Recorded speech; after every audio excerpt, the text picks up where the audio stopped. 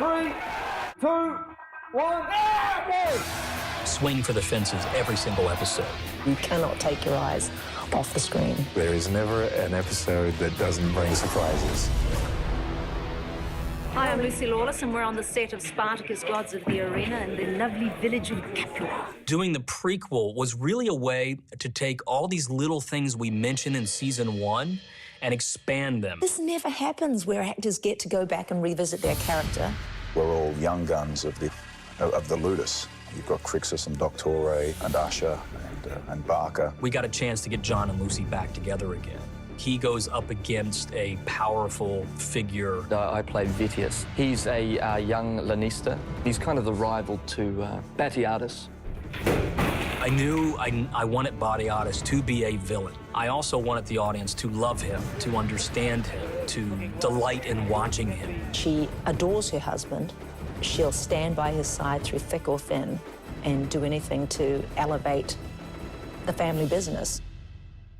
One of the most dangerous things to be in those days was a father with a grown-up son. His father is hanging around and they can't get rid of him, and he's the big boss, and the gladiators have a lot of allegiance to him. That's where the drama comes in the relationship between Titus and Quintus Batiatus. Gallicus is the champion of the House of Batiatus before the rise of Crixus. He's a gladiator that lives for the moment. He drinks hard, he loves hard, he laughs hard.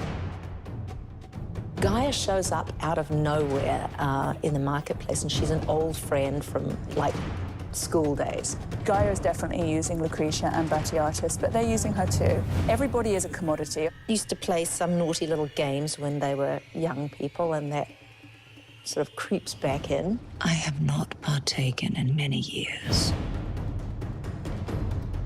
Tullius is the one that Batiatus has to get over to get what he achieves. At the very beginning of this prequel, he's basically trying to get a man in the games.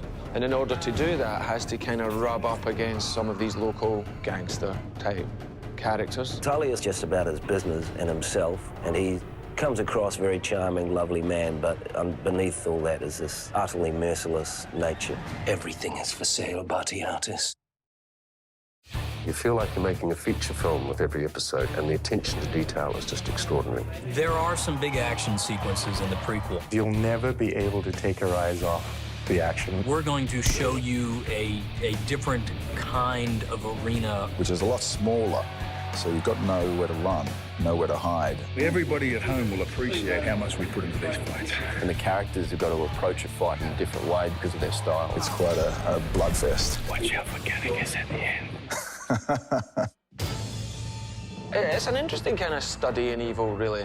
Everybody is incredibly lustful and incredibly ambitious. You get to see the evolution of Lucretia from somebody with a lot of potential to being somebody who will murder, betray, and screw people over. In order to be a champion, he has to firstly kill. The best, the smartest, the most adaptable to change wins. I think it stops short of mass murder. Shadows from the past, soon to fade from memory.